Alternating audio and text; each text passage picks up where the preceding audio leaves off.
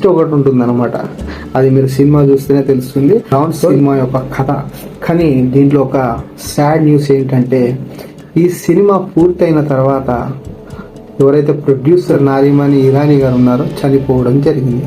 దాని తర్వాత ఈ సినిమా రిలీజ్ అయిన తర్వాత ఎవరైతే ఆ ప్రొడ్యూసర్ గారి భార్య ఉంటారో ఆ భార్యకి అమితాబ్ బచ్చన్ గారు టోటల్ హ్యూజ్ టీమ్ మొత్తం ఆ కలెక్షన్, దాంతో పాటు రీమేక్ రైట్స్ మొత్తం వాళ్ళకి ఇవ్వడం జరిగింది. ఇది అమితాబ్ బచ్చన్ గారి లైఫ్ లో వచ్చిన డాన్ సినిమా ఒక వెనుక ఉన్న స్టోరీ. సంబంధం లేని సినిమాలో సంబంధం లేని పాట కలిస్తే ఎంత పెద్ద హిట్ అవుతుందో తిరగరాసిన పాట. ఇప్పటికీ 2024లో కూడా కైకే పాను బనారస్ పాట ఇప్పటికీ చాలా మందికి హిట్ సాంగ్ గానే ఉంటుంది అందరికి. ఇది డాన్ సినిమా ఉన్న వెనుకాల ఉన్న ఒక స్టోరీ. నచ్చితే సబ్స్క్రైబ్ చేయండి. జై నేను మీరు బ్యాక్.